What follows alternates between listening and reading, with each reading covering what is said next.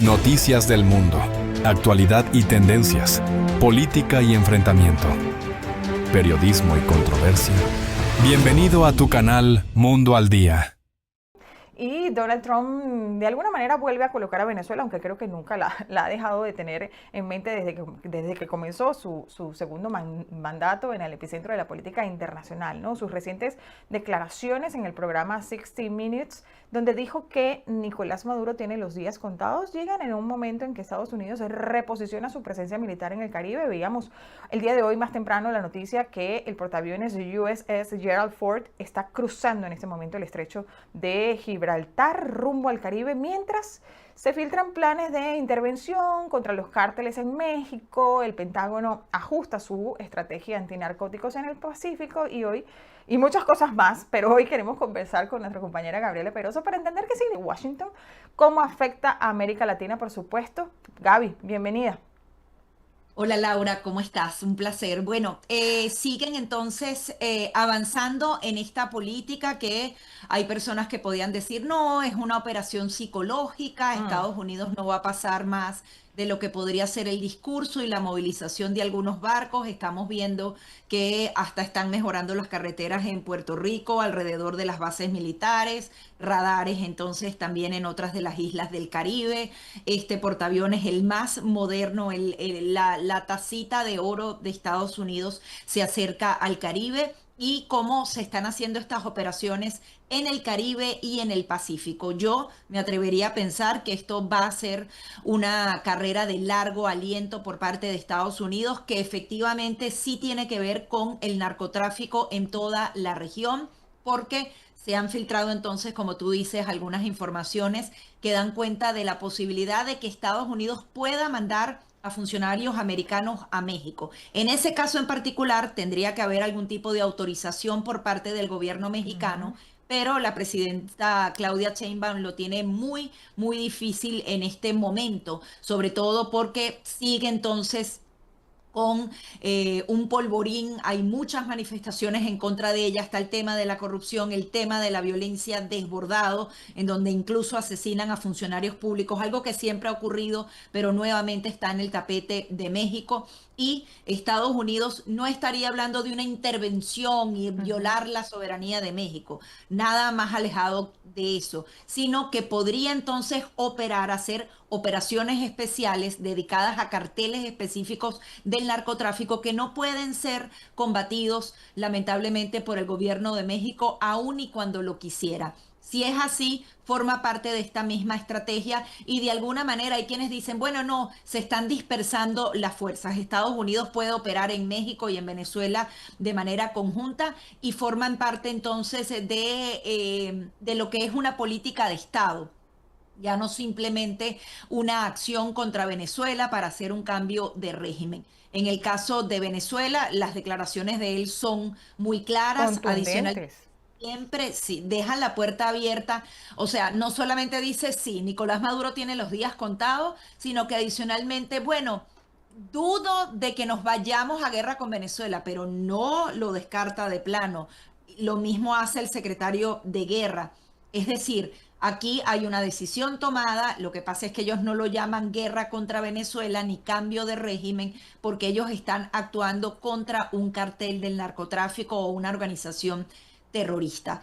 Y al verlo de esa manera, tiene un matiz completamente distinto, pero la acción y el posible resultado es exactamente el mismo. Acabar entonces con esos cabecillas, como ha ocurrido en la historia. Cada vez que ellos identifican a alguien, le ponen precio por su cabeza y hacen este tipo de declaraciones, tarde o temprano terminan entonces o muertos o presos, o su destino no es definitivamente la libertad y quedar sin más. Sí, él decía en esta entrevista que justamente Maduro tiene los días contados, sin embargo evitó dar los pasos siguientes, ¿no? Muchas veces se le ha preguntado sobre qué va a hacer Venezuela, qué va a hacer con Venezuela. Él ha dicho que sería tonto responder esa pregunta, sin embargo, fue claro en esa entrevista. Por otra parte, el Miami Herald publicó que el gobierno había decidido atacar instalaciones militares dentro de Venezuela, pero Trump lo negó públicamente.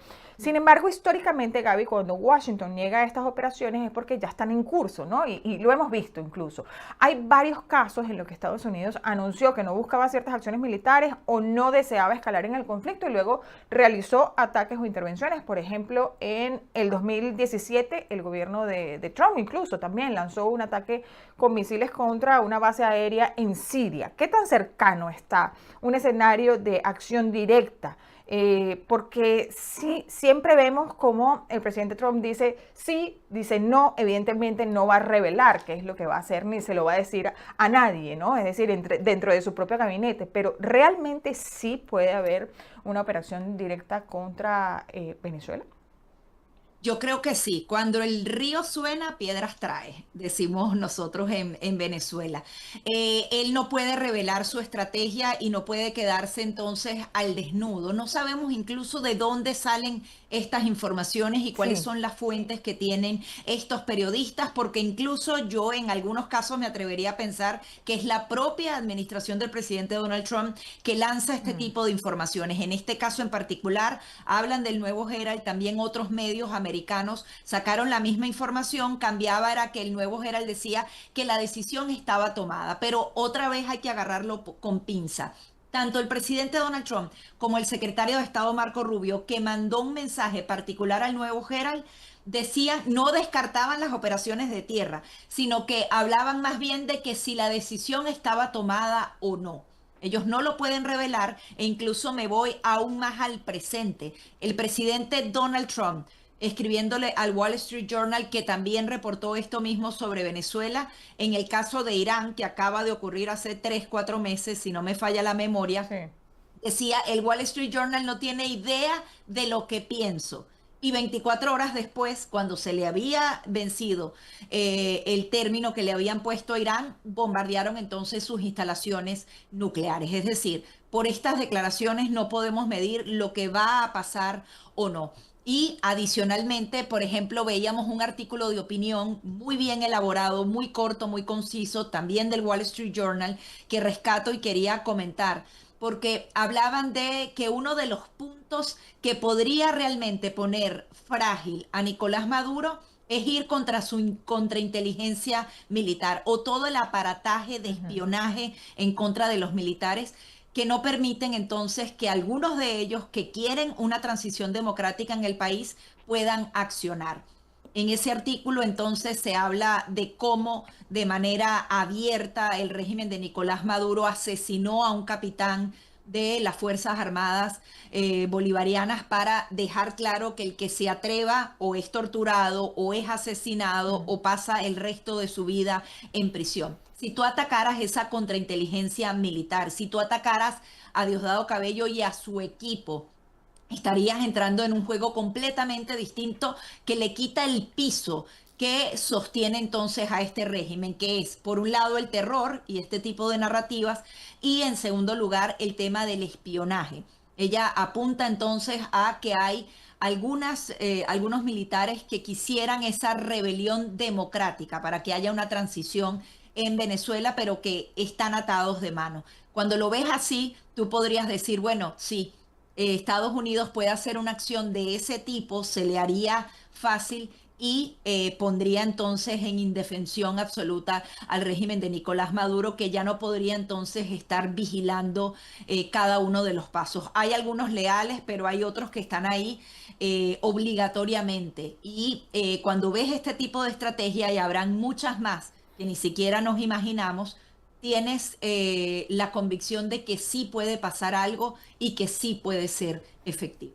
Ahora, Gaby, también ese artículo me llama la atención que mencionaba que al régimen de Maduro no le importaba mostrar a esta persona con sus heridas totalmente desprotegido, porque al final era lo que decía, es un mensaje que está enviando al resto de las Fuerzas Armadas. Ahora, me llama la atención el Kremlin, que admite que tiene contactos recientes con Venezuela, es decir, que Moscú sigue siendo el principal socio del régimen en el ámbito de defensa y de logística. ¿Cuál es el nivel de amplificación, digamos, rusa hoy en Venezuela? ¿Putin está dispuesto a intervenir militarmente o dar su apoyo? ¿Podría ser más simbólico? ¿Es una manera de decirle a Trump y darle frente a Trump? ¿Cómo lo ves? Es que en ningún caso, ya pasó demasiado tiempo para que eso ocurriera. Ok. Nicolás Maduro tiene meses diciéndole a China, a Irán y a Rusia, protégeme. Ellos simplemente podrían hacer una declaración oficial sin más, pero ellos tienen demasiadas cosas con Estados Unidos como defender a un socio minoritario, porque a fin de cuentas ellos se aprovechan mucho de Venezuela, pero realmente no le dan la relevancia en el tema geopolítico. No se enfrentarían a Donald Trump de ninguna manera. Y es curiosa la manera en la que supuestamente Nicolás Maduro envió unas cartas, porque él ha podido decir, apóyame como tu aliado fundamental en América. Eso sería más efectivo que pedirle radares, mantenimiento de las armas. En algún momento Nicolás Maduro cree que existe una pequeña posibilidad de que con más armamento ellos pueden hacer frente al poderío militar de Estados Unidos. O sea, es un contrasentido. Es como si soñaran en que ellos se van a convertir en Ucrania y o sea, es imposible. Incluso si Estados Unidos se involucrara directamente en Ucrania, devastaría a Rusia en 2 días. A Es pesar de que decir, pueda unirse con Irán, a pesar de que pueda unirse con claro, pero es Rusia. que no hay manera.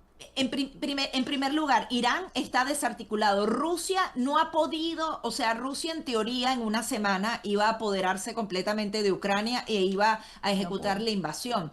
Si bien ellos lo han alargado en el tiempo, no lo lograron, Laura. Sí. Imagínate, si no lo lograron con el país vecino que ellos invadieron y es su prioridad número uno, ¿tú crees que pueden hacerle frente a Estados Unidos en otro continente? O sea, es imposible. A mí lo que me llama la atención es que ellos, en vez de pedir esa declaración, que sé que no la van a conseguir y creo que por eso no lo hacen abiertamente, juegan entonces a pedir armas, a ver si les mandan uno que otro equipo viejo y digan, bueno, no, aquí está mi socio comercial. Ahorita Nicolás Maduro dijo que están teniendo como una colaboración sobria, no sé cuál es la Sí, palabra, ahora una te palabra.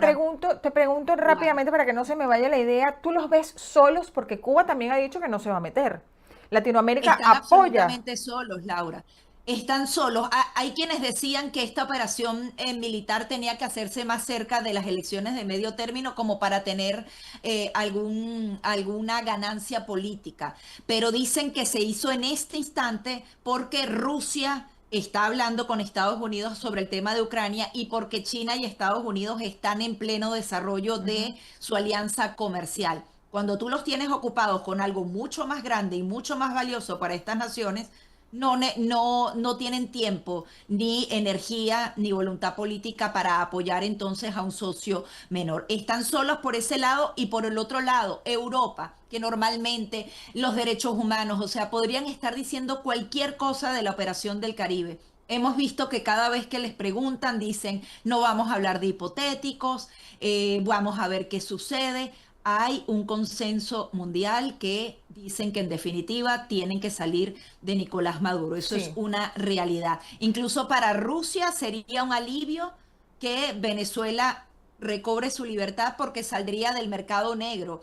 claro. Venezuela compite con el petróleo de Rusia para China y para otros lugares del mundo. O sea, realmente no hay ningún tipo de beneficio para ellos, simplemente la retórica antiamericana, pero yo sí los veo absolutamente solos, sí Solos. veo una Rusia pudiendo apoyarlos para que vivan allá si acaso desean partir. Incluso la declaración que daban hace unos días era como que aquí estamos para colaborar, pero era una cosa súper escueta y básica. Sí, Aquí no hay un respaldo real. pero no te olvides de alguien importante, que es Qatar, que intenta presentarse como un mediador, porque el primer ministro declaró que todos los conflictos terminan en una mesa de negociación. ¿Es realista pensar en una mediación de Qatar entre Estados Unidos y entre Venezuela cuando hay un presidente como Trump y un régimen como el de Maduro? Bueno, incluso el primer ministro de Qatar en esa entrevista con CNN ratifica lo que dijo el presidente Donald Trump. Dijo, me han ofrecido de todo, pero ya ese momento pasó. Paso. Y el ministro de Qatar dice, Hoy las condiciones no están dadas para la mediación, pero nosotros estamos aquí para ejecutarla. Podría pasar, Laura, que se hace un ataque que provoca entonces el colapso del régimen de Nicolás Maduro y podría entonces en el camino, en ese tema de la transición, fijarse una mesa de negociación en donde algunos elementos permanezcan en pie, porque es iluso pensar, y esto es muy doloroso y varias personas me criticarán por eso, pero es iluso pensar de que ellos todos se van a ir y que también se va a ir todas las Fuerzas Armadas y toda la policía. O sea, hay una cantidad de elementos en donde capaz y tienes que sí sentarte para ver entonces cómo se va a hacer esa transición, porque no se van a ir del todo lo que es la cúpula y sus colaboradores principales. Eso podría ocurrir y Qatar sería una figura interesante para acometer todo esto y sobre todo que han estado entonces tan de la mano de Estados Unidos. Y sería importante porque están con Estados Unidos en el tema del Medio Oriente y podrían ser entonces un mediador efectivo. Yo sé que a nosotros nos da alergia cada vez que hablan de mediación. Sí. Obviamente tiene que haber un colapso absoluto y la salida de todos estos ejecutores de la represión y de la dictadura y posteriormente entonces poder sostener ciertas conversaciones para que haya gobernabilidad en el corto y mediano plazo. Están ahí, pero ratifican lo que ha dicho el presidente Donald Trump. No hay ningún tipo de mediación y tampoco la vemos en puerta. Entonces, todo parece indicar que lo próximo es una acción militar que tiene que ser sorpresiva, por eso no pueden dar Claro, pasos. Si estuvieran dando muchos pasos, y siempre te lo digo, mientras menos sepamos, mejor mejor. va la cosa, porque se están entonces ejecutando los planes. Claro, también veíamos temprano que el portaaviones USS Gerald Ford cruza en este momento el estrecho de Gibraltar rumbo al Caribe. Por otra parte, República Dominicana aplaza para el 2026 la Cumbre de las Américas por la situación regional. Estados Unidos se le dio el beneplácito y le dijo, muy bien que la hayas aplazado. Aunado a lo que estás y comentaste hace unos minutos sobre la reparación de las carreteras en Puerto Rico. Es decir, todo como que se está alineando de alguna manera para que esto pueda ser efectivo. Aparentemente en 5 días llega el portaaviones.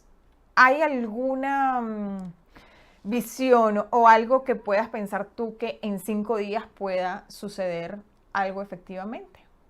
Bueno, yo no me atrevo a dar tiempos, Laura, porque Claro, eso es peligrosísimo. O sea, peligrosísimo. eso solo lo sabe el presidente Donald Trump o el Pentágono o quien sea. Yo quiero, como siempre, que nos sorprendan, que sea cuando menos nos esperemos. Capaz y tú estás esperando la llegada del portaaviones y ocurre antes, o el portaaviones se Exactamente. estaciona ahí un mes más y hablaban, por ejemplo, en otros artículos de cómo están construyendo esas capacidades combinando a las islas y a Puerto Rico, que si la salida por aquí o por allá, para una operación a largo plazo. Realmente es incluso irresponsable decir, no, Sí, yo creo que en 5, en 10, en 15 días la operación sigue su curso de una manera impecable, es lenta, que nos puede dar un poco de desesperación, pero también en esa lentitud va ahogando financieramente al régimen de Nicolás Maduro. Entonces, eh, no sé, pero yo creo que, insisto, hay una decisión tomada. Yo no veo una invasión a gran escala, yo no ok. veo la tomada del Palacio de Miraflores y todo eso. Yo veo operaciones quirúrgicas que rompan entonces esa estructura del régimen para provocar entonces así esa transición democrática y nuevamente insisto. Aquí tiene que haber participación de los líderes de la oposición y del pueblo venezolano. Sé que es muy cómodo que yo lo Sí, diga desde afuera, pero los americanos lo han dicho, la libertad de Venezuela tiene que nuevamente ser ganada por los venezolanos. No sé cómo sería esa actuación de los venezolanos, pero tiene que haber algún tipo de involucramiento porque los americanos pueden dar como el primer pistolazo, Claro. pero tienen que haber acciones adicionales entonces que provoquen la salida definitiva de la dictadura de Nicolás Maduro. Gaby, mencionabas también el tema de México y no quiero que pase por debajo de la mesa porque es súper importante. NBC News también ha reportado que la administración está explorando operaciones encubiertas bajo el título 50, incluyendo el uso de drones en el suelo mexicano como parte de esta estrategia para golpear los cárteles. Estados Unidos despliega capacidades encubiertas y tecnológicas como drones bajo este título 50 para debilitar estos cárteles en México. ¿Podría esa capacidad ser extendida o coordinada para atacar las redes narcoestatales? Es decir, ya hay signos de una estrategia en conjunta que busque tumbar a los cárteles y al régimen que los ampara, ¿o son dos fronts totalmente diferenciados? Es que sería la mejor actuación que puede hacer Estados Unidos. La mayor preocupación de los ciudadanos latinoamericanos es el tema de la violencia que se los está comiendo vivos, Laura. Incluso he hablado con demócratas de Bolivia, de Ecuador, que me han dicho, yo no soporto al presidente Donald Trump, pero si él lograra poner freno a los carteles de la droga que tienen a mi familia sitiada, extorsionada y adicionalmente con unos índices de inseguridad extremos, yo estaré eternamente agradecido porque ese es el gran problema que tiene nuestra nación. México podría autorizar a esos americanos a trabajar en suelo mexicano. Tiene que haber una cooperación sí o sí, porque se trata de un gobierno legítimo. Claudia Sheinbaum fue elegido democráticamente. No vendrían los americanos a hacer ese título 50 sin preguntar, sin más. Podrían ser esas operaciones encubiertas porque ella podría mantener entonces de que ella no se dejó, que el imperialismo y esas operaciones ocurrir de manera secreta o incluso ellas buscando un elemento distractor, decir que bueno, que se sintió presionada por Estados Unidos para accionar contra estos carteles de la droga porque ella sabe que ese también es un problema que le está explotando en la cara. Es cada vez más fuerte el tema de la violencia. Estaba viendo una cifra. Estos grupos criminales están captando para sus filas a más de 350 personas semanales, es decir, hasta 1.400 personas que tenían una vida normal son captadas, casi que secuestradas para formar parte entonces de las filas del crimen organizado. Muchos de ellos son jóvenes y adolescentes que ya no van a poder tener entonces un futuro normal. Cuando tú ves estas cifras Sí. dices, wow, o cifras de más de 100.000 desaparecidos en México.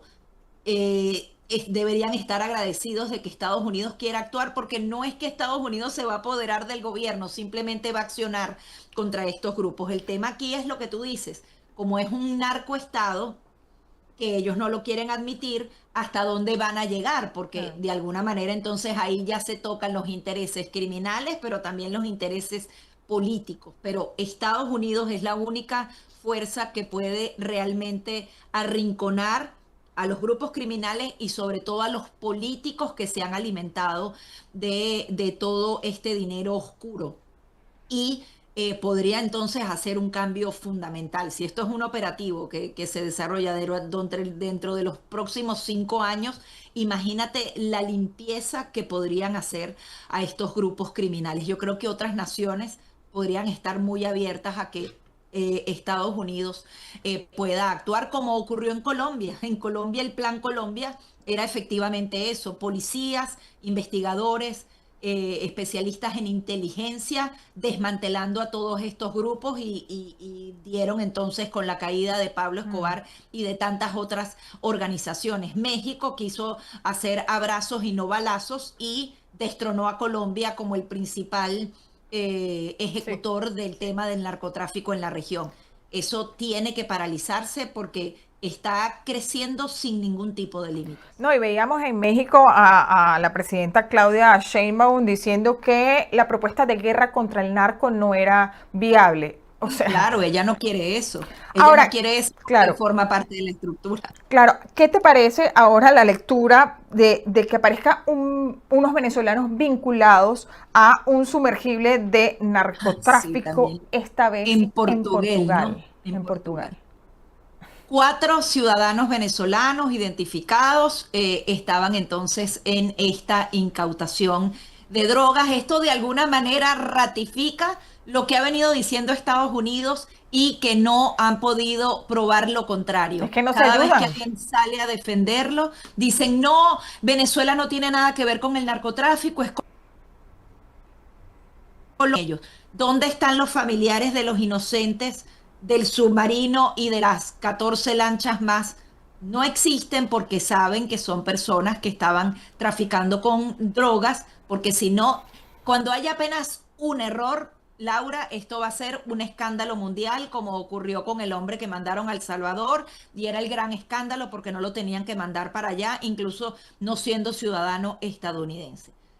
Hay muchos factores que quieren defender esto. Vimos a Tucker Carlson y me dio un dolor increíble, una persona muy influyente aquí en Estados Unidos, defender a Nicolás Maduro porque que él es conservador, o sea, no tiene idea de la realidad de los venezolanos, que supuestamente María Corina Machado estaba loca por legalizar el matrimonio gay en Estados Unidos, en cambio que por qué meternos con Nicolás Maduro si era uno de los pocos gobiernos conservadores que prohibía el aborto y no permitía el matrimonio gay, o sea, tenemos tantas preocupaciones Sí. como para pensar en eso particularmente y tú lo defiendes como no te metas con él porque él es conservador, Trump, ya elimina los barcos porque él es uno de los nuestros. O sea, haces a Nicolás Maduro un represor por excelencia, lo conviertes en un conservador para justamente cambiar la opinión pública, la base republicana o maga aquí en Estados Unidos. Es totalmente doloroso, pero bueno, es parte de lo que hay que vivir en todas estas narrativas cruzadas, ¿no? Gaby, final. De debate con esta noticia, una noticia que tiene la atención del mundo del hemisferio occidental, el más poderoso avión, el más poderoso buque de los Estados Unidos ya entró al Océano Atlántico. Los días de Nicolás Maduro en Venezuela están contados. Es una frase textual. Es la advertencia precisa y directa del presidente de Estados Unidos, Donald Trump, las últimas horas al dictador venezolano, quien Washington, recordemos, ofrece una recompensa de $50 millones para su captura como máximo cabecilla del cartel de los soles. La noticia es que Trump duda, sin embargo, de que Estados Unidos vaya a entrar en guerra con Venezuela, o por lo menos no lo deja saber. Pero atención, no descarta, no niega algún posible ataque terrestre en el país suramericano. Veamos lo que dijo el mandatario republicano en entrevista con la cadena CBS con la entrevistadora Norah O'Donnell. ¿Y este tema de posibles ataques terrestres en Venezuela es cierto? No te digo eso, quiero decir, no estoy diciendo que sea cierto o falso. ¿Por qué lo haríamos? No estaría dispuesto a decir que haría eso, porque no hablo con un reportero sobre si voy o no a atacar. Eres una reportera maravillosa, tienes mucho talento, pero no te voy a decir lo que voy a hacer con Venezuela, si lo voy a hacer o si no. ¿Están contados los días de Nicolás Maduro como presidente de Venezuela? Yo diría que sí, creo que sí. James B. Story es el ex embajador de Estados Unidos para Venezuela, lo fue del 2018 al 2023, es director de Asuntos Internacionales sobre Narcóticos y Aplicación de la Ley para el Hemisferio Occidental. Señor ex embajador Story, gracias por estar nuevamente aquí en el programa La Noche, bienvenido. Bueno, gracias por la oportunidad de estar aquí con ustedes. Cuando Donald Trump dice que los días de Maduro están contados, le contesta esto a Norah O'Donnell, esta conocida periodista de CBS, ¿están contados esos días? Dice, sí, están contados. ¿Eso qué significa realmente? Mira, yo creo que desde la elección del año pasado, cuando el propio Maduro perdió una elección histórica en el país por 75-80% del voto, en este día el pueblo venezolano ya tomó la decisión, ya basta con Maduro, ya basta con chavismo, ya basta con esta banda criminal. Creemos todos que los días de Maduro son contados. Es cierto que va saliendo, puede ser no eminente, pero yo creo que sí, eminente también, porque cuando el presidente Trump durante su primer mandato habló de todas las opciones están sobre la mesa, ahora las opciones están en la costa de Venezuela. Entonces sí, yo creo que si nosotros hacemos algo o alguna persona cercana a Maduro hace algo, pero sí va a haber un cambio en Venezuela. Claro, y esto genera mucha expectativa, ¿no, señor ex embajador? Usted que tanto tiempo pues estuvo en esta representación trabajando para lograr también de alguna manera algo negociado con el régimen, se lograron esas elecciones, logró la oposición de manera fantástica, creativa, pacífica, convocar a la gente de una manera sin precedentes en la historia de Venezuela, sin precedentes también esa capacidad de haber podido sacar y guardar las actas que están allá reposadas en el Banco Central de Panamá, precisamente custodiadas, y resulta que Maduro no se fue, incumplió todos los compromisos, las negociaciones, los acuerdos. La fuerza es lo único que queda para que se vaya este dictador terrorista, esta persona que tanto daño le ha hecho a su propio país y a la democracia de América Latina. ¿Queda la fuerza como única opción? Mira, y te hago la pregunta a ti y también a todos que nos escuchan hoy en la noche. Ya se fueron a la calle, la oposición democrática, participaron en elecciones, ganaron elecciones, hicieron negociaciones y Maduro salió de las negociaciones. Y cuando ganaron una elección, el propio Maduro tomó la decisión de quedarse, como él dijo, por los buenos o las malas. Eso es lo que dijo él. Entonces, imagínense, los colombianos que nos escuchan hoy, si fuera el propio Pablo Escobar como jefe, comando en jefe del país. Entonces, todas las instituciones del país ahora, todas esas instituciones sirven solamente para apoyar a ese señor Nicolás Maduro, que no es un demócrata, que no es una persona que cree en la libertad del pueblo, y todo el gobierno, entre comillas, sirve para un grupo de delincuentes. Entonces, ¿qué más tenemos? Mira, yo no sé si el presidente Trump ha tomado la decisión. Yo diría que hay 80% que sí. Yo creo que esa decisión tomada va a resultar en una reacción en menos de 30 días tal vez. Así que las fuerzas en la zona no pueden quedarse mucho tiempo. ¿Cuál opciones tiene? Tiene muchas opciones, pero ¿qué otra cosa tenemos? ¿Más palabras, más encuentros, más negociaciones, otras elecciones? El tipo ya perdió una elección, el tipo ya perdió su propio pueblo y lo que está haciendo en Venezuela tiene un impacto en toda la región, sobre todo en Colombia.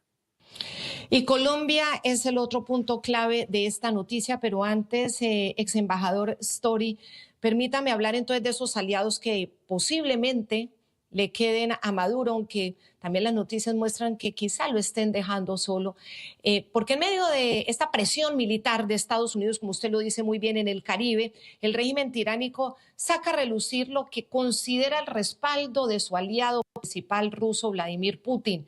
El régimen de Moscú obviamente hace denuncias rimbombantes y califica como un excesivo uso de la fuerza en el Mar Caribe lo que está haciendo Estados Unidos. Y al mismo tiempo Maduro recordó esa cooperación militar con Rusia. Denunciamos enérgicamente el uso excesivo de la fuerza militar en la realización de acciones en operaciones antidrogas. Estas acciones violan tanto la legislación nacional estadounidense como las normas del derecho internacional. Rusia confirma su firme apoyo al liderazgo venezolano en la defensa de su soberanía nacional. Nosotros tenemos comunicación diaria, permanente, con el gobierno de Rusia para todos los temas, porque tenemos muchos temas en desarrollo, te lo decía ahora caminando. Correcto.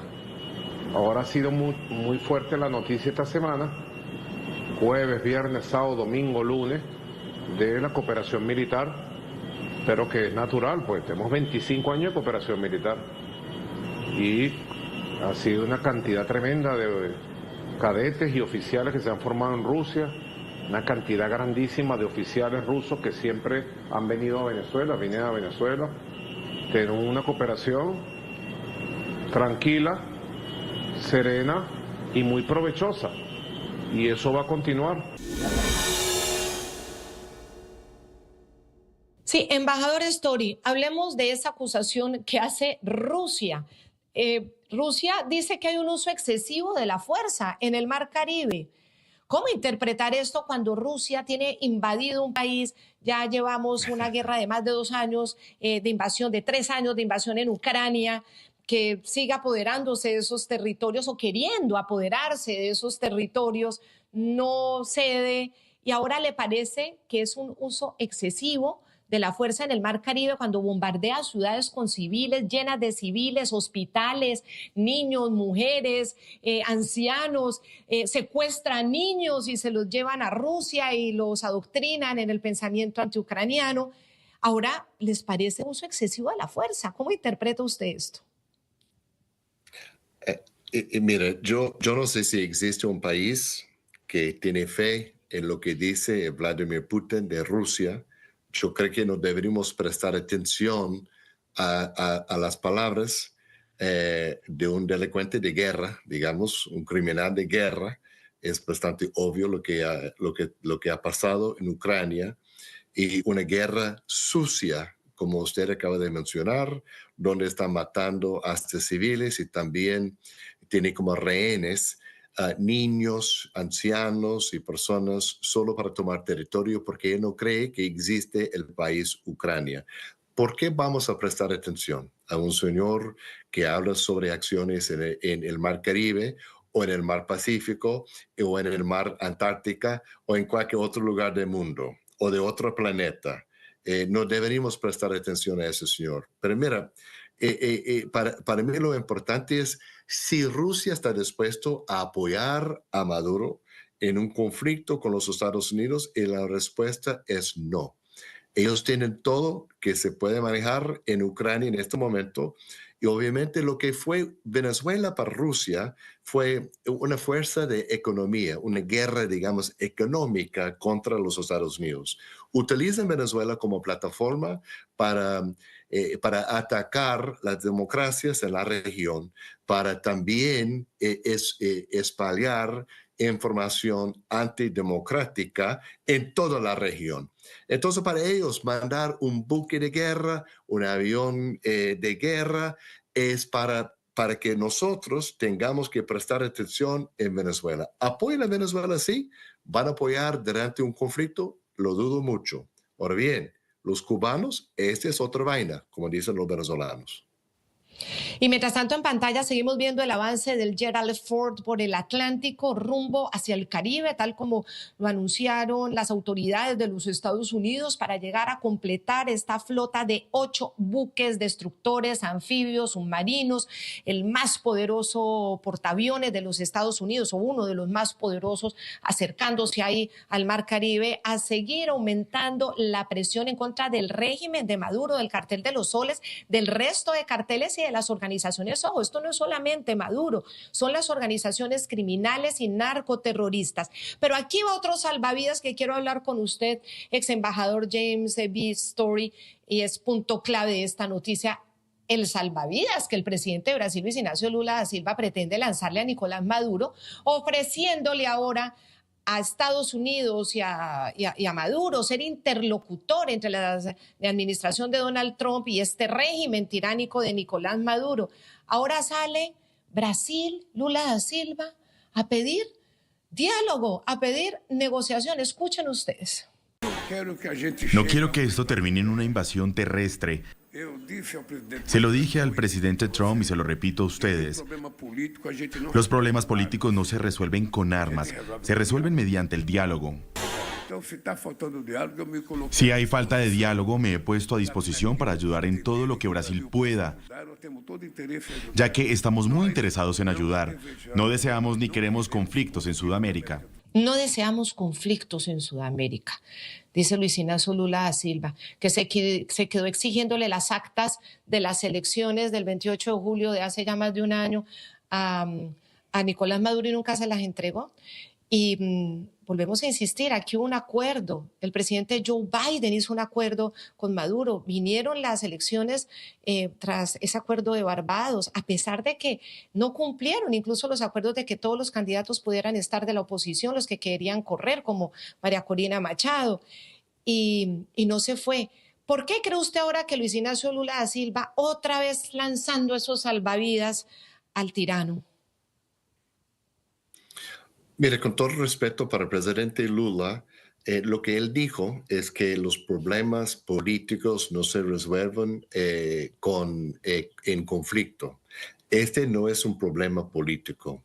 Este sí es un problema de la democracia es un problema de derechos humanos, es un problema de estabilidad regional, es un problema de crímenes de lesa humanidad, es un problema de narcoterrorismo, es un problema de ser sede para las FARC, la ELN, Hezbollah y otros grupos terroristas internacionales. Ese es un problema que no tiene nada que ver con la política, porque el propio Maduro no es un político, es un hombre que tiene 50 millones de dólares en su cabeza por narcotráfico. Es un hombre que tiene un juicio en la Corte Internacional Criminal sobre crímenes de lesa humanidad. Es un hombre que se ocupa el lugar de poder en un país que era democrático y ahora no es. Entonces, esa no es una cuestión de la política, es una cuestión de la estabilidad regional. Ahora bien, hay muchas opciones. Una opción es que Maduro se vaya, con mucho gusto, hasta donde quiera. Y hay otras opciones. Pero cuando hablamos de que deberíamos tener más una negociación para resolver un problema político, deberíamos reconocer que no estamos hablando de un problema político.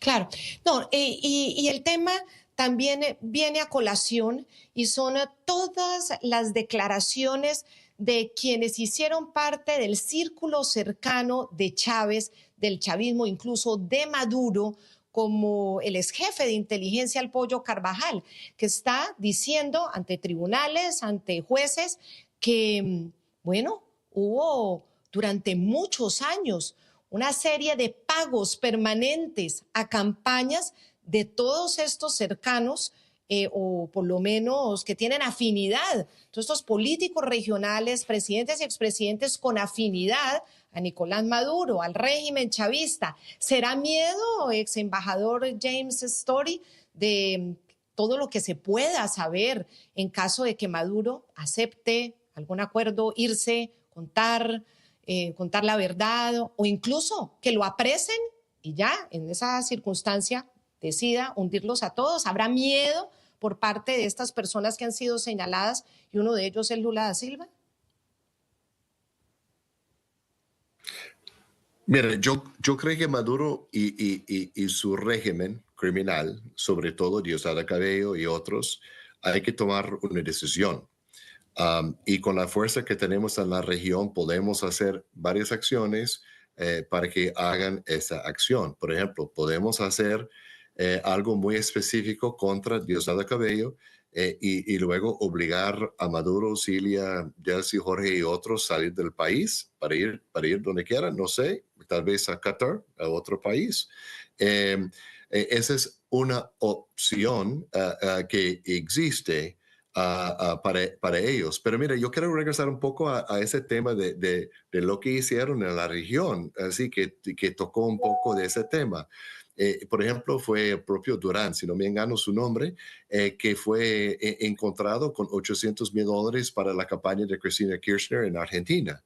Y luego otro dinero sucio en campañas regionales, trabajando con inteligencia de Rusia también para socavar la democracia en esos países. Entonces, para mí, mira, este es una fuerza de mucha instabilidad en la región. Ahora bien, ¿hacia dónde van? No sé si quieren ir a Cuba, porque yo siempre digo lo siguiente, que Venezuela es una colonia cubana, que Cuba existe porque Venezuela está dándole a ellos a todo, y es la inteligencia cubana que trabaja en Venezuela protegiendo a Maduro. No sé si se van a Rusia, a otro país, pero hay opciones para ellos. La pregunta para la región es, ¿la región sería mejor con una Venezuela democrática, en libertad, en paz, creciendo económicamente, que puede recibir de nuevo sus ciudadanos? ¿O mejor seguir con esa pesadilla de más de 20 años con un grupo criminal encargado ahí? Esa para mí es la pregunta para la región. Y claro, y para esos líderes que al final son democráticos, Lula da Silva, pues bueno, llega también en unas elecciones democráticas al país y uno se pregunta si ya es hora de que tome la postura de lo correcto en la historia? ¿O por qué insisten en lanzarle estos salvavidas al tirano? Uno no lo entiende realmente. Además, Lula da Silva, previo a elecciones, le había dicho a Maduro, cuando uno gana una elección se queda, cuando uno la pierde se va, pero luego parece que se asustan y no son capaces de exigirle al tirano o incluso proponerle su territorio para que haya una salida para esas personas que han cometido todos estos crímenes, pero que dejen al país tranquilo. Eso podría ser, si quisiera negociar, ofrecerle Brasil, ofrecer la salida o ayudarle a Estados Unidos a encontrar una salida. No lo sabemos. Mientras tanto, Susi, siguen las declaraciones ante los tribunales en Estados Unidos de todas esas conexiones del chavismo en toda la región y que, según esas declaraciones, favorecían a todos estos líderes. La respuesta de María Corina Machado Lula da Silva fue bien interesante y, sobre todo, como también nos lo dice el ex embajador James D. Story, bien con los pies en la tierra. No fueron capaces de negociar la salida de unas personas que trabajaron en mi campaña cuando custodiaban la embajada de Argentina. ¿Qué van a ser capaces de negociar la salida de Maduro? Esto les dijo María Corina. Bueno, en primer lugar, a mí me sorprende mucho este planteamiento, porque después de más de un año, con 5 rehenes que en la embajada de Argentina, bajo protección de Brasil, el gobierno del presidente Lula no logró conseguir ni siquiera 5 salvoconductos. Después de 6 meses sin luz, no logró que pusieran un fusible. Y después de más de 15 meses pidiendo las actas originales, no logró que le entregara Maduro las actas. Entonces, no sé qué es lo que cree que puede lograr el presidente Lula en este momento. Ahora, una cosa que sí me parece muy grave es que aquí no es, las dos partes que él hace mención son Estados Unidos y el régimen de Maduro. ¿Ustedes no creen que aquí está ausente la parte más importante? ¿Dónde quedan los venezolanos? ¿O es que los venezolanos en este análisis del presidente Lula no importan? Seguimos en el programa de la noche. El presidente de los Estados Unidos, Donald Trump, en entrevista con CBS, con la muy reconocida periodista Norah O'Donnell, quien le pregunta que si los días de Nicolás Maduro están contados, el presidente dice que sí, que él diría que sí, que están contados. No responde si habrá una intervención militar en tierra y obviamente lo explica. Yo no tengo cómo y por qué decirle a los medios qué operación militar por la seguridad de Estados Unidos voy a hacer, por supuesto. Pero vean ustedes la reacción del régimen de Maduro, cargada de nerviosismo. El dictador acusó a Estados Unidos de estar librando, según él, una guerra psicológica impuesta por Estados Unidos en contra de Venezuela. Hoy construimos un tremendo futuro para el país porque tenemos plan y todo el mundo debe hacer su agenda conectada con los constructivos. Las guerras psicológicas, déjela atrás, dejémosla atrás. La mejor forma de derrotar la guerra psicológica es con trabajo, viendo la construcción, hechos y obras, más que rumores y mentiras. Ex embajador de los Estados Unidos para Venezuela, James B. Story. Guerra psicológica, dice Nicolás Maduro. ¿O es muy inocente y cree que esto se reduce a una guerra psicológica o es un cinismo gigantesco? ¿Qué cree usted? Mira, obviamente, cuando comenzó los buques en la región, fue mensajes. Y cuando, por ejemplo, el presidente Trump habló de cosas secretas con inteligencia de una forma muy abierta, también fue, digamos, un señal o una guerra psicológica. Pero me llama la atención el hecho de que el propio Maduro está hablando sobre una guerra psicológica cuando este tipo ha matado a generales en el Helicoide y Ramo Verde, que colocó líderes de la oposición democrática bajo presión en el Helicoide y tortura. Y ya tenemos toda la información. La ONU no tiene que confiar en un gringo ex diplomático, sino en la propia ONU. Y este señor, como dijo la heroína María Corina Machado, quien aprecio mucho, el señor presidente Lula no podía hacer nada durante tanto tiempo con una cosa chiquitica, porque ese régimen está en una guerra contra su propio pueblo. Entonces, una guerra psicológica, pues, hace parte de cualquier enfrentamiento, pero yo dudo mucho que mi presidente Trump, va a dejar tanta fuerza en la costa sin hacer algo. Ahora bien, ¿qué es este algo? No sabemos, pero yo diría lo siguiente. En las Fuerzas Armadas Nacionales Bolivarianas, menos los generales involucrados en narcotráfico, en crímenes de lesa humanidad, en asesinatos, hay otros en el sistema, tal vez coroneles para abajo, son necesarios para seguir la paz después de un cambio democrático, un cambio de gobierno en el país. ¿Y por qué? Porque el propio Maduro estaba en una palca dándole la bienvenida a los señores de FARC y ELN en su momento, hablando sobre hombres de paz. Aquí, bienvenidos, hombres de paz.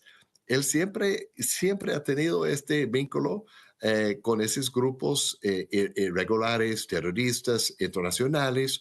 Ahora bien, cuando hay un cambio de gobierno en Venezuela, va a tener que tener una seguridad nacional, hace parte de lo que viene, porque durante tantos años la guerra no era una guerra solamente psicológica, pero sí era psicológica también, sino una guerra sucia contra su propio pueblo en Venezuela. Las instituciones casi no existen en Venezuela y es por esa razón hay casi 9 millones de venezolanos caminando por la región. Entonces, sí, guerra psicológica, sí. Pero también yo creo que es muy inocente pensar que el presidente Trump no está dispuesto a hacer algo. Claro, ellos manejan su narrativa porque, bueno, desde que comenzó, y usted lo decía, a mediados de agosto, la ofensiva o esa presión contra el narcoterrorismo en las aguas internacionales, ofensiva por parte de Estados Unidos, que ya ha dejado 16 embarcaciones con droga destruidas, tanto en el Caribe como en el Pacífico Oriental, porque recordemos que el Pacífico es también una ruta gigantesca de paso de droga, de transporte de droga hacia las costas de Estados Unidos. Eso no lo podemos perder de vista. Y las operaciones dejan hasta el momento 64 presuntos narcotraficantes abatidos. Señor James B. Storey, sobre este punto en concreto, sobre el Pacífico, porque toda la fuerza y la presión están ahí en el Caribe, al frente de Venezuela, obviamente en aguas internacionales, pero al frente de Venezuela, por eso es tan significativo y tan simbólico. No están en el Pacífico, donde también han interceptado lanchas, pero no hay una presión contra ningún país. Y ahí Nicolás Maduro dice, pero es que si por Ecuador es que sale casi toda la droga, sale la mayor parte de la droga para los Estados Unidos. ¿Cuál es la respuesta desde la visión de los Estados Unidos? Bueno, primero parece que Nicolás Maduro sabe mucho sobre las rutas de drogas hacia los Estados Unidos, ¿cierto? Y la otra cosa que diría yo es que, mira, y como diplomático, yo no soy fan, digamos, de utilizar la fuerza, y sobre todo cuando era jefe antinarcóticos en Colombia y luego para las Américas, siempre judicializamos los casos porque trabajamos en conjunto con todos los países.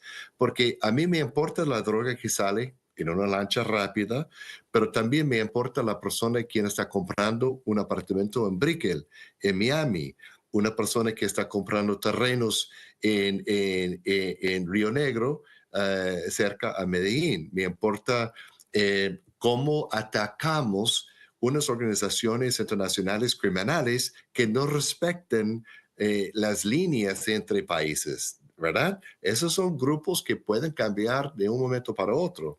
Yo creo que el resultado de los ataques genéticos que ha batido más de 70 personas va a cambiar la ruta de la droga y no la salida de la droga. De mi punto de vista, la fuerza que está en el Caribe está ahí para otro fin. Está ahí porque esta es una fuerza bien grande, gigantesca, para atacar solamente unas lanchas rápidas que salen de la costa. Ya ha cambiado o está por cambiarse las rutas de drogas. Tal vez lo que hicieron en el Pacífico fue para mostrar que aquí lanchas rápidas no deberían utilizar para bajar esta parte de narcotráfico. Pero si miran a la fuerza que está en el Caribe, estamos hablando de más de 10% de la Armada de los Estados Unidos, la mayor armada en el mundo, y tenemos ahí en la costa, en el Caribe, cerca de la costa de Costa Rica, de Venezuela, qué pena. Este me indica que la razón por la cual la fuerza está en la región es para mandar señales y tal vez tomar acciones. Lo pongo yo, 80% que tomamos una acción, 20% que no. Hace 2 meses estaba al revés, 20% que sí, 80% que no. Pero ya analizando la cosa durante los últimos 2 años, estoy más convencido que no, que vamos a tomar alguna acción, que no es una acción 100% antinarcóticos, sino de otra cosa en Venezuela.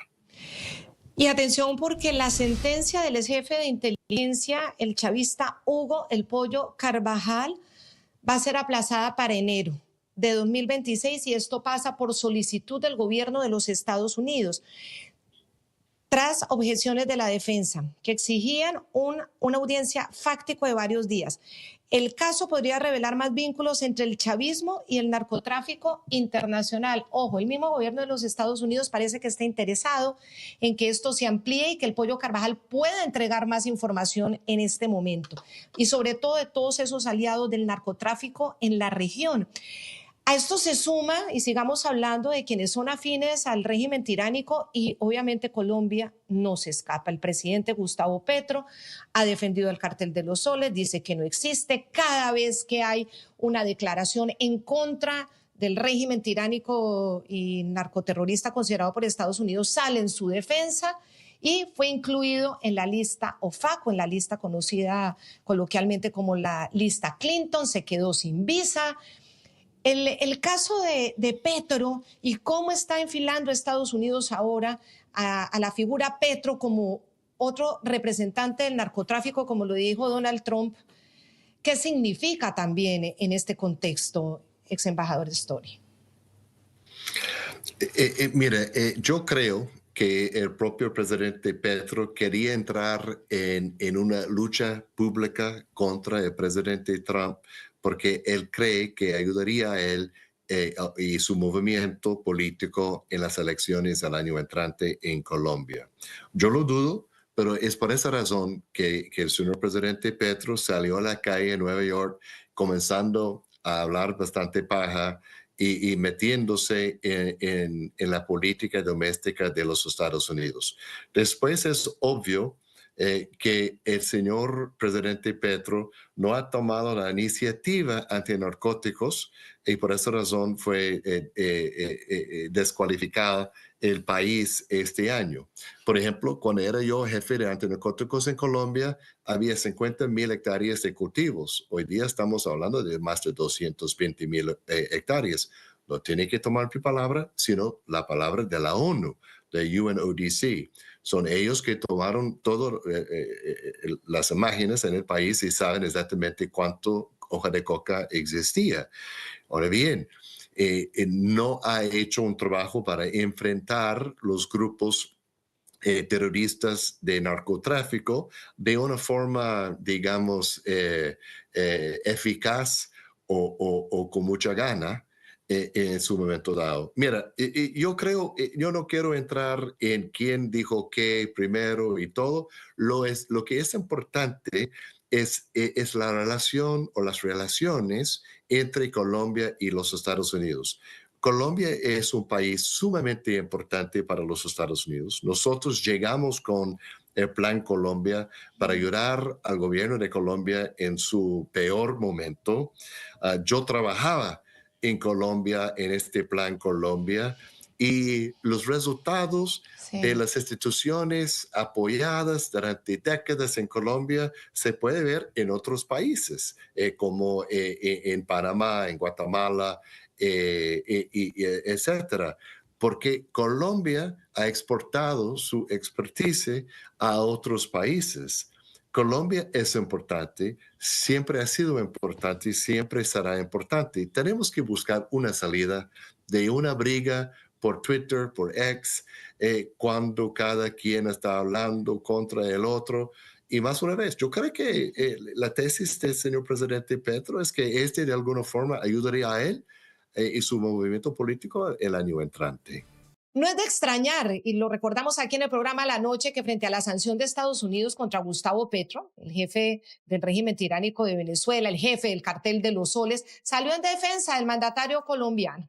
Y están llevando toda esa droga, como lo ha denunciado el presidente Gustavo Petro, que conoce bastante este tema porque lo ha combatido, ha sido el gran combatiente colombiano contra el narcotráfico allá en ese país y tiene grandes logros como presidente. También están llevando toda esa cocaína hacia Europa. ¿A través de qué? De la red logística que habla el ministro Diosdado, la red logística de las empresas, los barcos de la familia Noboa. Eso se sabe. Que de los últimos, obviamente que se han renovado porque ha existido una transformación por completa de todos los parques nacionales. Pero ¿cómo era antes? Bueno, déjame decirte de que si bien es cierto, todavía continuamos modernizando cada uno de los parques del ISTU, sí tenemos pues aquellos que ya van dando su cara a 180 grados, un antes y un después, porque efectivamente nosotros estamos administrando 18 espacios turísticos y eso de alguna u otra manera no lo podemos hacer al mismo tiempo. Claro. Y es así como desde que iniciamos la gestión en el 2019 fue que empezamos a notar cómo realmente los parques habían estado durante muchísimos años totalmente descuidados, en tanto la infraestructura que ya no cumplía ni siquiera con las condiciones óptimas para una atención de calidad, pero más allá de eso también el personal que contaba la institución, que estaba desmotivado, que ya pues si realmente el visitante no respetaba las reglas en el parque, pues ya era un día más normal para ellos, pero fue así como nosotros empezamos a hacer una formación continua en nuestro personal para darles ese empuje, esa energía de que teníamos que volver a liderar para poder garantizar que los parques nacionales de verdad dieran un sano esparcimiento.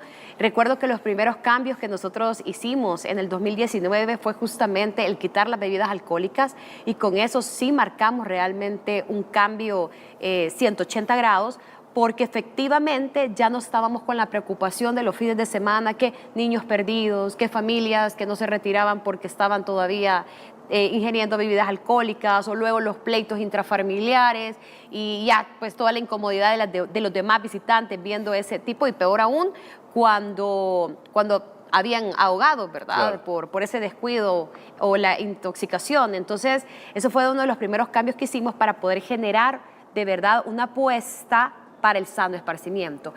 Paralelamente a eso, íbamos modernizando cada uno de los parques y podremos recordar que dentro de los cuales ya hemos inaugurado y muchas de las personas pues ya los conocen, ha sido pues el Parque Natural Puerta del Diablo, sí, que fue que se logró finalizar con una infraestructura de primer nivel totalmente diferente a lo que antes pues existió ahí. Pues hoy con lo que encuentra en infraestructura pues ni siquiera era de remodelación, sino que de construcción puramente nueva. Luego otro de los parques también que finalizamos fue el Parque de Aventuras Walter Tilo Denninger, que se encuentra en el Puerto de la Libertad. Otro de los nuevos parques que se agregó al Instituto Salvadoreño de Turismo fue el Parque de Diversiones Sunset Park, que también fue otro parque que nosotros inauguramos hace un par de años. Y por otro lado, pues la terminal turística de San Sebastián en San Vicente, que justamente este año pues la entregamos a todos los batanecos y batanecos de San Sebastián, y ahora pues el Parque Recreativo Costa del Sol. Sin eso, no quiero dejar de mencionar que seguimos trabajando en los demás parques para poder alcanzar transformaciones totalmente que marquen un antes y después, pero mantenemos siempre la mejora en las condiciones óptimas que deben de tener tanto parques naturales o parques acuáticos. Yo recuerdo que, por ejemplo, el Parque Recreativo Costa del Sol en La Paz tenía algo bien peculiar, era muy riesgoso, digamos, estar en esas glorietas. Yo creo que una o dos veces habré visitado ese parque y no, en efecto no cumplía con las condiciones mínimas. La gente obviamente tampoco no estaba como al 100% con su capacidad. Veíamos también un descuido en el área verde, la piscina, los baños, las duchas. Habían baños que ni siquiera servían porque estaban obviamente o te cobraban. Sí. Me recuerdo yo que cobraban 25 centavos Sí. para poder entrar a los baños y uno decía, bueno, pero ¿cómo? Pero ya pagué la entrada. Y más la cantidad de la Sí. familia y tú no vas a ir al baño una vez en el día, o sea, Claro. seguramente vas a ir varias veces. Entonces, imagínate, eso era una suma que ni siquiera era ingreso de Y la a veces institución. iba familias de 15, Es 20 correcto, personas. pero ese ingreso que existía ni siquiera era de la institución. Entonces nosotros también fuimos, digamos, Ordenando eso, ¿no? ordenando todos los parques para que los baños públicos fueran totalmente gratuitos y que contaran con papel higiénico, con jabón líquido, que estuvieran limpios, asegurando de que no hubiera ningún chorro ahí con fuga, todos los sanitarios, o sea, con condiciones óptimas. Y entonces son estos cambios que nosotros hemos ido realizando y como tú me lo mencionas, yo sí recuerdo ingresar en el 2019 al ISTU y lo primero que hicimos fue hacer toda una visita de campo en los 17 parques que en ese momento administrábamos. Y la verdad es que era sumamente... Recuerdo que frustrante ver cómo realmente las familias salvadoreñas se habían acostumbrado a los parques en esas condiciones y era tanto la costumbre que tenían de visitarlos y estar teniendo sus espacios familiares en espacios descuidados, sucios o inseguros, que se habían acostumbrado que ya no miraban que un cambio fuera realmente a realizarse en los parques, que hasta bonitos los miraban, Sí. pues. Y entonces, y nosotros, yo recuerdo hacer esa visita de campo con todo el equipo técnico que llevábamos y al preguntarle a las personas qué querían que se cambiara del parque, y yo siempre digo eso porque es que es verdad, porque yo lo viví, de preguntarles, mire, ¿qué le gustaría que cambiáramos en el parque? Y la señora me decía, no, yo todo lo veo bonito, y la señora sentada en una banca casi que quebrada, y la piscina toda llena de moho alrededor, o que no se le había echado suficiente químico. Entonces era como, no, esto no puede ser, o sea, es una realidad que las familias salvadoreñas están viviendo y se han acostumbrado tanto que ya no ven que puede ser todavía el parque más hermoso. Y una de las ventajas también que han tenido los parques nacionales es la riqueza natural que tienen. Tienen una gran diversidad de flora y fauna, que eso también ha permitido de que estos cambios que hemos venido realizando vayan también enfocados a la sostenibilidad, porque si nosotros no poníamos un alto en toda la destrucción que estaba habiendo de flora y fauna en los parques, ¿qué le íbamos a ofrecer a las próximas generaciones?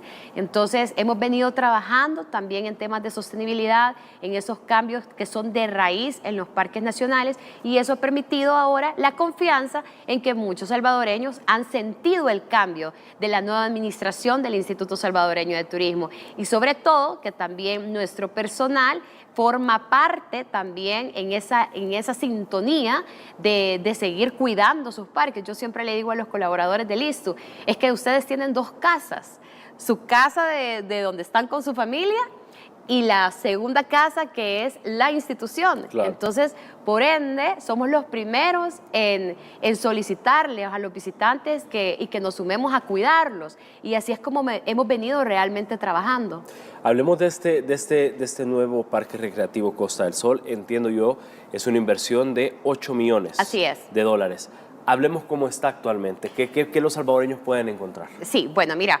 ¿O cómo fue esa transformación? Esa transformación, mira, cuando nosotros visitamos el Parque Recreativo Costa del Sol, definitivamente estaba en decadencia. Sí. Tenías unas glorietas que la gente pagaba y que realmente casi que les caían los techos encima, Sí, ¿verdad? de acuerdo. Entonces, ahí fue donde nosotros empezamos rápidamente a hacer todo un diseño arquitectónico para pensar en cada uno de los detalles que debía de tener este parque, y fue cuando se tomó la decisión de que este parque no podía ser remodelado, sino que tenía que ser hacerse toda una demolición del parque antiguo y construir una nueva infraestructura que fuera de calidad y de primer nivel, y fue lo que hicimos. Ahora bien, fue tanto el cuidar los detalles que hicimos desde un inicio la apuesta para que este fuera un parque totalmente accesible. Y accesible no me refiero únicamente a los precios, sino que también al ser un parque inclusivo, que personas que tuvieran una capacidad limitada, por ejemplo en silla de ruedas, pudieran conectar en todo el complejo a través de los senderos, que conectaran con cabañas, que conectaran con baños, que conectaran con duchas accesibles, y eso ya fue pensado desde un inicio. Ahí podemos ver las imágenes de lo que fue toda la transformación.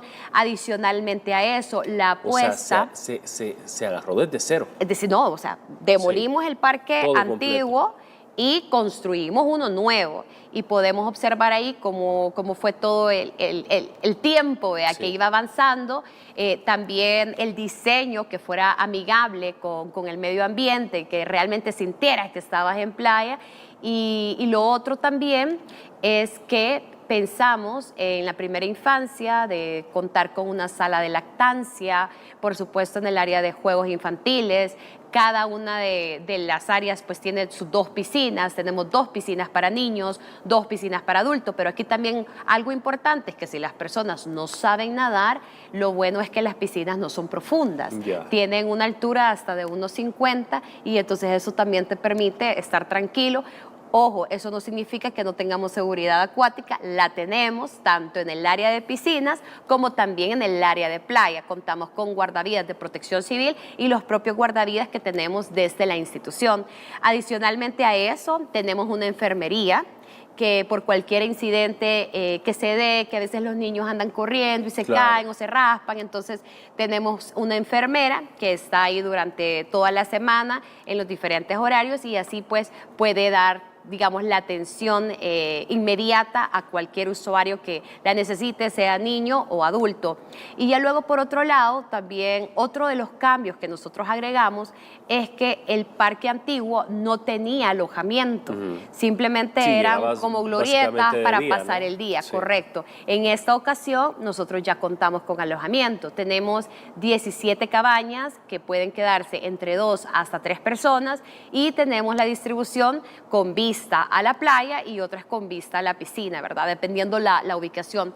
Estas cabañas, como ustedes pueden observar, pues realmente están completas, tenemos cabañas que son accesibles. ¿Y qué significa esto? Que cuando las personas llegan en silla de ruedas, tienen un amplio espacio en la entrada y también en la ducha tenemos una silla accesible para aquellos que la necesiten ocupar. Son, como te digo, son esos detalles de verdad que han pues venido a marcar la diferencia.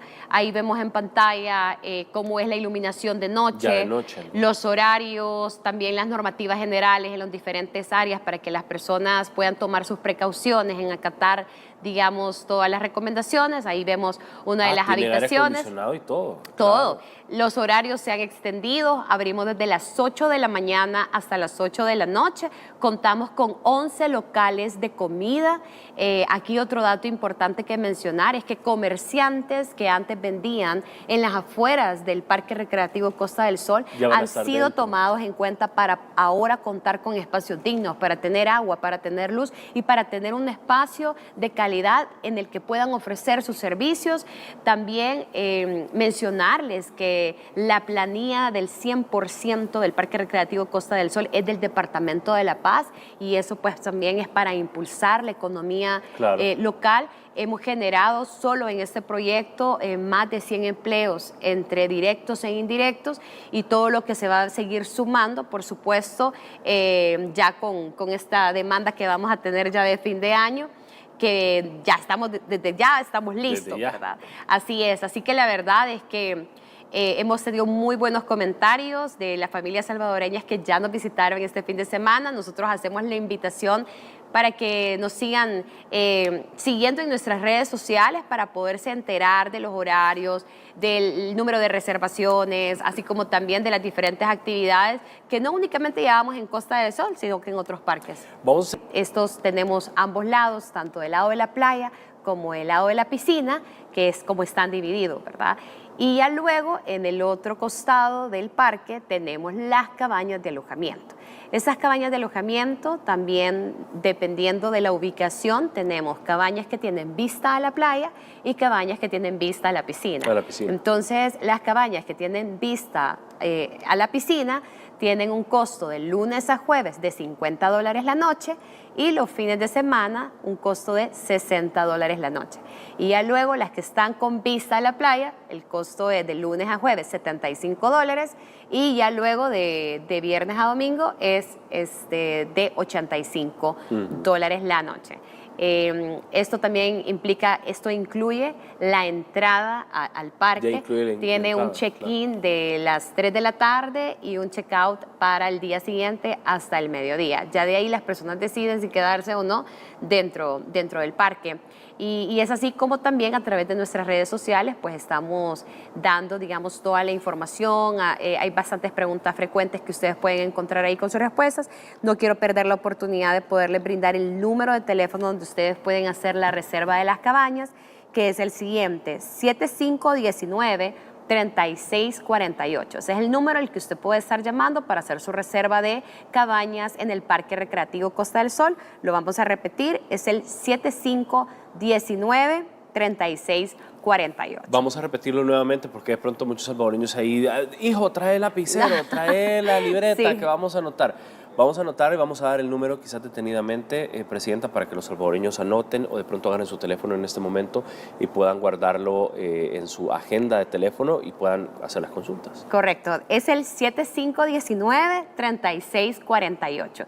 Este es el número al que pueden llamar para poder reservar cabañas de alojamiento en el Parque Recreativo Costa del Sol. También mencionarles, como les decía al inicio, que los horarios se han extendido porque uno no puede irse a las 4 de la tarde estando en la playa y perderse el atardecer, que es lo precioso que tiene sobre todo Costa del Sol. Entonces nuestros horarios son desde 8 de la mañana hasta 8 de la noche. O sea, vas a poder ver el atardecer. Así es. Tenemos el área también de piscinas. Aquí también es importante recomendarle a todas las personas que nos vayan a visitar en esta semana, y es que para poder hacer uso de las piscinas tienen que llevar su calzoneta. Y si por cuestiones de la vida se les olvidó, pues nosotros también tenemos ahí arrendatarios que venden trajes de baño para que pueda comprarlo y no se pierda de disfrutar estas piscinas. Qué bien, eso es bien importante, el pueblo salvadoreño. Si usted va a ir a este centro recreativo, traje de baño, calzoneta, así es. No jeans, no vestido, eso es bien importante. No ropa de algodón, tiene que ser ropa alicrada. Porque lo que pasa es que también eso permite que las instalaciones también se cuiden, ¿no? Y la piscina también. Totalmente. Es por un tema, primero de higiene, creo yo, porque la tela de algodón, quieras o no, la transpiración que uno tiene hace una combinación ahí en el agua, destiñe también el agua, luego también el filtro de las piscinas se arruina, y yo creo que es una buena oportunidad de que como salvadoreños nos empecemos a educar y podamos realmente sumarnos a todas las recomendaciones y hacer un buen uso de estas instalaciones que son nuestras. El presidente Bukele siempre dice, lo público debe de ser mejor que lo privado, y yo siempre recalco que esta frase no significa competir con el privado, sino que es la oportunidad que tiene el Estado de poder reafirmar que también tiene la capacidad de contar con espacios dignos, de calidad y de primer nivel, pero también es responsabilidad de los salvadoreños sumarnos a acatar todas las recomendaciones y seguir todas las instrucciones del buen uso de las instalaciones. Y por eso es que nosotros hemos hecho toda una infraestructura también con sus respectivas señaléticas, donde las personas no pueden obviar que no se dieron cuenta en algún espacio, porque tenemos diferentes puntos donde están todas las recomendaciones y sobre todo la información que deben de saber si nos visitan.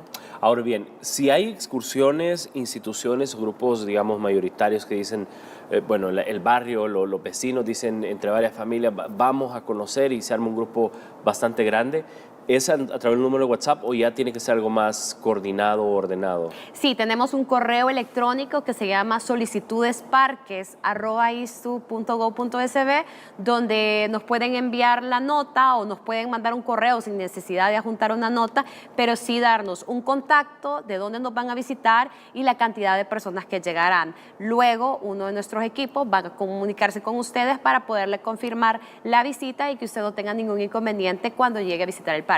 Eso es importante mencionarlo, no únicamente lo hacemos con el Parque Recreativo Costa del Sol, sino que es a través de todos los parques, que los días miércoles pues son gratuitos para las comunidades que de manera ordenada y anticipada nos han hecho saber que quieren conocer el parque o lo quieren visitar. Hay mucha gente que de pronto nos está viendo y han de preguntar, si han de decir, bueno, puedo llevar pupusas, puedo llevar comida, puedo llevar la canasta, puedo llevar las ollas, puedo llevar los frijoles, ¿se puede?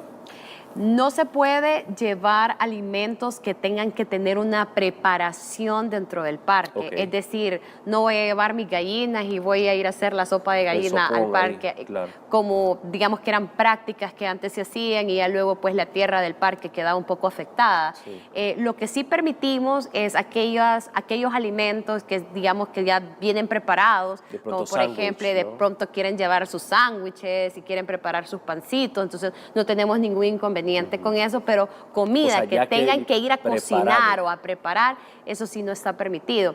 De hecho, nosotros también con todos nuestros arrendatarios hemos cuidado muchísimo el detalle que los precios sean totalmente accesibles de los alimentos, para que la tranquilidad de las personas sea ir a disfrutar y a consumir pues también lo local y apoyarnos entre salvadoreños, ¿verdad? Hemos tratado también de que todo el tema de las comidas cumpla con la higiene, que tengan su carnet de manipulación de alimentos, las capacitaciones que también los arrendatarios han recibido para poderle garantizar a nuestros visitantes la mejor calidad en el servicio de alimentos. Perfecto. Hay muchos salvadoreños que también nos han de decir, bueno, puedo llevar de pronto mi cervecita, puedo llevar mi...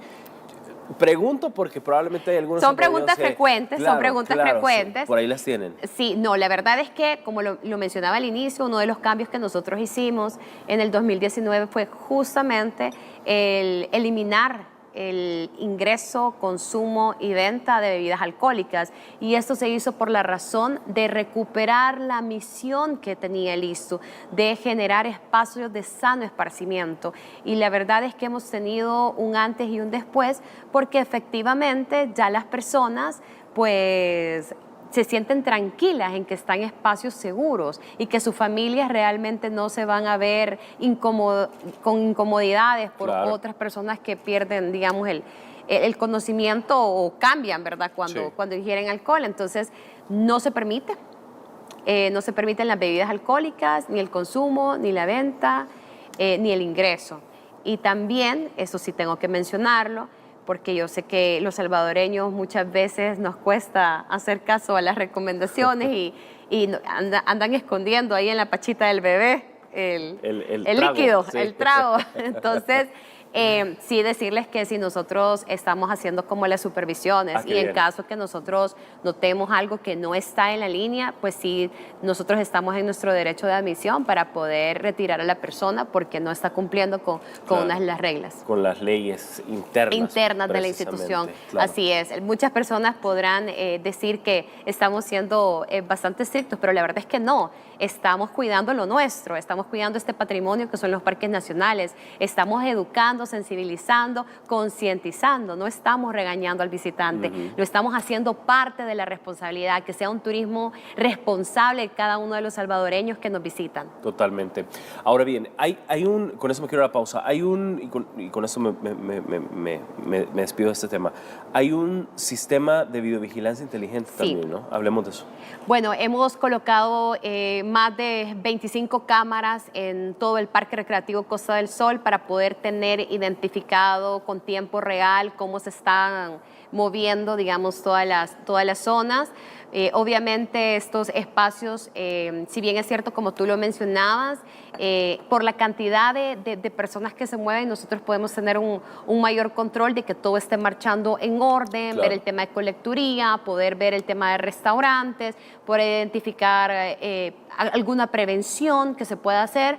Y esto pues ha sido bastante efectivo porque ya como es en tiempo real, pues tenemos la garantía que las personas también pues se sientan seguras. La verdad es que ya estamos viviendo en un país seguro, pero no está de más que tener ese tipo de prevención para poder evitar, digamos, algún incidente más adelante, o si uno quiere chequear que perdió algo, lo olvidó en algún lado, nosotros podemos revisar las cámaras en tiempo real y en el momento que el visitante nos lo diga.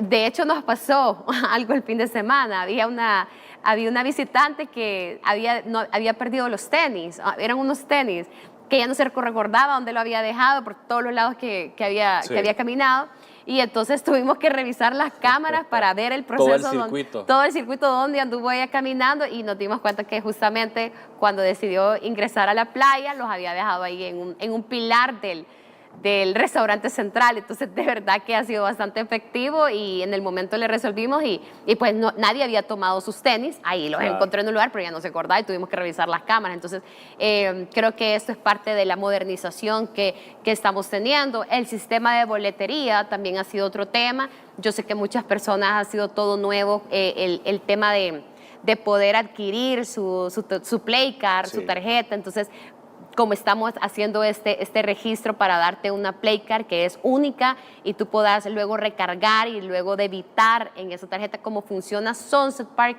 por ejemplo, claro, la modalidad, la modalidad de Sunset Park es a través de una tarjeta. Para los que han ido, es para entrar a los juegos mecánicos, tú la recargas y luego la vas debitando. Totalmente, claro. Pero hacer el registro inicial es lo que toma un poco de tiempo, y es lo que ha pasado, pues, que ustedes han podido ver en el fin de semana. Pero una vez lo tengas... Ya tenés la tarjeta, claro, correcto. Entonces ahorita, digamos que esas son como de las cosas que ahorita se están implementando y que hemos visto como en redes sociales han comentado el sistema de la boletería, pero es porque estamos implementando la tarjeta de Play Card. Entonces ya una vez hay que tener un poquito de paciencia. Es paciencia, totalmente. Tú tenés tu tarjeta y ya luego solo llegas a recargar y debitas. ¿Qué puedes debitar en la tarjeta? Bueno, si quieres alquilar toallas, si quieres alquilar lockers, si quieres alquilar una silla, pero lo más importante de la tarjeta es que todo es un sistema integrado. Es decir, que si te sobra débito en esa tarjeta, luego puedes ir a Sunset Park con tu misma tarjeta, o a Puerta del Diablo, o a Cerro Verde, y ahí te debitamos. Entonces ya es una tarjeta que tiene el sistema integrado de todos los parques nacionales. Entonces es lo que se ha venido realmente trabajando como parte de la modernización. Es como tu membresía IST. Claro. Si bien es cierto, ya contábamos con 5 parques, que estos eran el Parque de Diversiones Sunset Park, el Parque Saburirao, el Parque Infantil de Diversiones, la Terminal Turística de San Sebastián, el Parque Natural Cerro Verde, y ahora se suma ya el Parque Recreativo Costa del Sol. El contar con un sello de Family Friendly, digamos que es una tarea donde tú tienes que cumplir con diferentes requisitos, tanto obligatorios y otros que pueden ser, digamos, que te sumen de valor agregado, pero sí hay ciertos requisitos que si no los tenés o no los cumplís, definitivamente no vas a obtener el sello. Para aquellas personas que están interesadas de obtenerlo, este sello lo que permite es hacer que tu espacio o tu negocio sea certificado por el Instituto Crecer Juntos, en donde las personas que andan buscando lugares o destinos familiares, al momento de identificar el sello, saben que tú cumplís con todas las condiciones mínimas que se debe tener para poder cubrir a toda la familia en completo, pensado desde la primera infancia hasta los adultos mayores, incluyendo también las personas con discapacidad. Entonces es ahí donde nosotros hemos, digamos, en estos 6 parques cumplido con esos requisitos, y eso es por eso la obtención del sello de Family Friendly, y tenemos por supuesto una tarea grande de poder hacer que los 18 parques en completo lo tengan. Así que estamos trabajando para las mejoras de infraestructura que se deben de tener para poderlo cumplir. Yo invito a las personas que estén interesadas, que tienen sus negocios en turismo, ya sea espacio recreativo o establecimientos, llámese restaurantes u hoteles, que puedan ingresar a la página del Ministerio de Turismo, donde ahí justamente ustedes pueden encontrar los pasos a seguir para obtener el sello Family Friendly. Son 5 pasos súper sencillos. El primero es enviar la solicitud que quieren aplicar para el sello. El segundo paso es que el equipo técnico revisa la solicitud, se comunica con la persona interesada, luego pasamos al tercer paso, que es la visita técnica, que es la visita de campo, donde se va a ir a constatar si el establecimiento o el espacio cumple con los requisitos obligatorios o también van a dar las sugerencias. Luego pasamos al cuarto paso, que es el dictamen final, en donde ahí se te da, pues, digamos, todas las observaciones que tenés que subsanar para obtener el sello, o se te dice que vas a obtener el sello porque cumplís con todos los requisitos. Y ya luego un quinto paso, que es al momento que te entregan el sello, que se hace pues ya una manera presencial de poderte entregar el sello con el número de correlativo que te corresponde, y ya luego también esto nosotros pues lo linkeamos a través de elsalvador.travel, donde las personas que ya visitan la página puedan saber puntualmente dónde están los espacios. ¿Y por qué es una apuesta grande? Porque ya estamos viendo cómo también las familias vienen en grupos.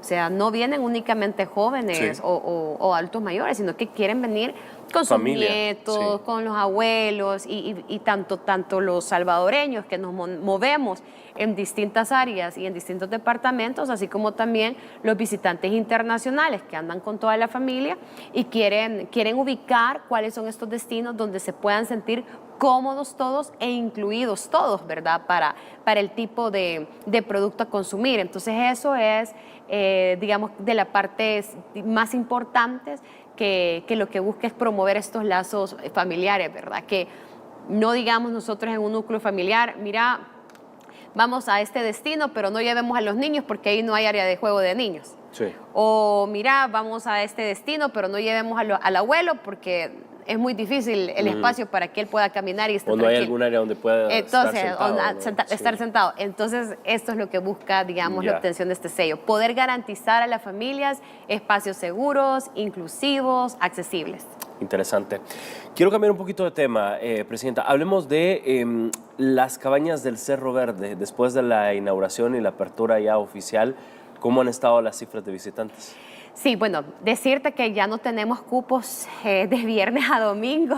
Ya está tenemos topado, como dicen. Todo.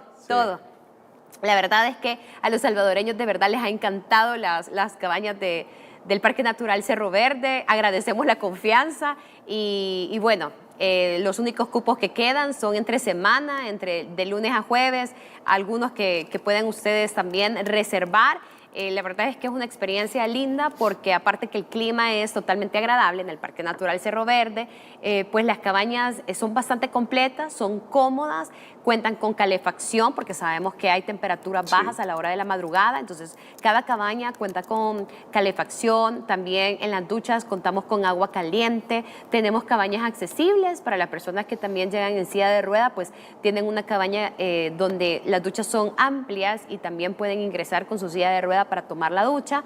Ya luego los horarios también que tenemos de check-in es a las 3 de la tarde y check-out al día siguiente del mediodía, pero uno se puede quedar disfrutando en el parque. Ofrecemos también los recorridos en el sendero interno y también las caminatas hacia el volcán de Izalco o hacia el volcán de Ilamatepec, como el visitante lo prefiera. Entonces, sí estamos ya completos lo que es noviembre y diciembre con las reservas para el fin de semana, pero hacemos la cordial invitación para aquellos que quieran ir entre semana, que son, digamos, como días más tranquilos, que lo puedan hacer. Voy a compartir también el número porque creo que es importante que las personas pues lo puedan tener y así llamarnos. Se los voy a buscar en estos momentos para que lo puedan anotar, así como lo dimos como el Parque de Costa del Sol. Y yo creo que es bien importante hablar también. Aquí está, tengo el número a la mano. Listo. Sí, es el 7508-9098. Vamos a repetir las cabañas de Cerro Verde. Es el 7508-9098. O sea que si quieren espacios, tendría que ser, si quieren espacios para fin de semana, tendría que ser hasta el otro año. Es correcto, sí. O sea, así de fuerte está la aceptación. Sí, de verdad que, como te decía, nos quedamos cortos porque solamente son 6 cabañas, entonces nos hemos quedado cortos, pero sí, la verdad que toda la remodelación, pues, fue totalmente distinta, entonces creo que también son súper cómodas, los visitantes se han sentido encantados con la remodelación de las cabañas modernas, cuentan con su microondas, 2 de ellas también tienen sala, cuentan con su refrigeradora, entonces, no, es perfecto, pues, o sea, ahí es como irse a una escapadita de fin de semana, salir de la ciudad, ir a la montaña y disfrutar del buen clima, de la buena comida. Contamos con nuestros comerciantes también que en la plaza pues tienen ahí todos los antojitos, las pupusitas, sopas también de almuerzo. Si quieren desayunos. Y también contamos con los restaurantes que son de Casa 1800 y también de Bistro Café. Entonces es opción, Sí. digamos, para todos. Y ya si quieren ingresar comida, pues es similar como en todos los parques. Pueden llevar comida preparada que no sea de prepararlo ahí en el parque. En el lugar. Así Y sin contar, obviamente, los guías súper capacitados que los pueden llevar a los 2 volcanes, ¿no? Así es, tenemos los guías que son certificados por la Corporación Salvadoreña de Turismo, han pasado con un periodo de para poder obtener su carnet y son los únicos que están habilitados para poder hacer las caminatas hacia el volcán de Ilamatepec o Izalco. Los guías también, importante que dentro de la formación pues se cuenta con primeros auxilios, entonces están totalmente preparados para cualquier emergencia que haya, pues activar protocolo y poder atender de manera inmediata al visitante nacional o turista también que tenga algún tipo de accidente. Bueno, y de occidente me quiero ir al oriente del país, el muelle de la Punta Chiquirín. Hablemos de esto, que bueno, ya está ofreciendo muchísima alegría y recreación también a los turistas. Sí, bueno, para los que no sabían, justamente el Instituto Salvadoreño de Turismo pues tiene un hijo nuevo, que es Punta Chiquirit. Esto queda en el departamento de la Unión, fue justamente inaugurado hace como 2 meses y medio atrás por el ministro Romeo. La verdad es que es una obra que cuenta con una infraestructura bastante linda, tiene una vista preciosa a todo el Golfo de Fonseca y uno puede ver hasta la cordillera ya de Honduras. También nosotros como Instituto Salvadoreño de Turismo, ahora que hemos asumido pues este nuevo espacio, vamos a tratar de promoverlo muchísimo a través de nuestras redes sociales, el llevar también el acompañamiento de todas las comunidades para poder hacer que los mismos locales conozcan Punta Chiquirín y por supuesto ya próximamente vamos a estar haciendo lo que es efectivo los tours en lancha para visitar la isla Zacatío, la isla de Mianguera y que puedan dar la vuelta por todo el Golfo y así conocer un poco de historia, cultura de lo que tenemos, ¿verdad? La verdad es que es un reto bastante bonito porque pues no es lo mismo administrar parques, ¿verdad? Que tienen una riqueza natural, pero también la tiene Punta Chiquirín. Lo único que sí es que es otro tipo de infraestructura. Claro. Ahí nosotros pues también vamos a trabajar muy de la mano con los pescadores por el tema de que son importantes en la zona y claro, que también las personas pueden comprar mariscos recién sacados y preparados ahí, ¿verdad? Estamos compartiendo este espacio con Sendepesca, que ellos tienen como la venta de mariscos dentro de este complejo y bueno, la verdad es que próximamente pues van a estar viendo en las redes sociales del ISTU. Bueno, yo creo que ya sacamos un par de actividades, pero las van a estar viendo ya a través de nuestras cuentas y es porque justamente el ISTU está administrando Punta Chiquirín. Bueno, hablemos del parque recreativo también Amapulapa, que ya está abierto, ¿no? Sí. Fíjate que nosotros hace como 2 semanas tuvimos un tema de inundación dentro del parque por una fuerte lluvia que se tuvo y entonces fue justamente que anunciamos que estaba cerrado, pero eso solo duró prácticamente pues un día y ya luego pues nosotros habilitamos al siguiente día, así que es importante que sepan que el Parque Recreativo Amapulapa está abierto y eso también al igual que Los Chorros, porque todavía algunos creen que por la ampliación de la carretera que se está realizando en Los Chorros pues el parque se encuentra cerrado y no es así. Estamos ahorita abiertos. Aquí es sumamente importante que por favor nos sigan en nuestras redes sociales para que puedan tener la información verídica a la mano desde las cuentas de X, Instagram o Facebook del Instituto Salvadoreño de Turismo. Bueno, ahí está la información por si de pronto usted estaba con el pendiente si ya se había abierto o no, ya está con las puertas abiertas para todos los salvadoreños. Vamos a irnos a la última pausa y regresamos con los últimos minutos de esta entrevista. Venimos hablando, por supuesto, de los buses alegres y todo lo que se viene para una de las temporadas más bonitas y es para Navidad y fin de año.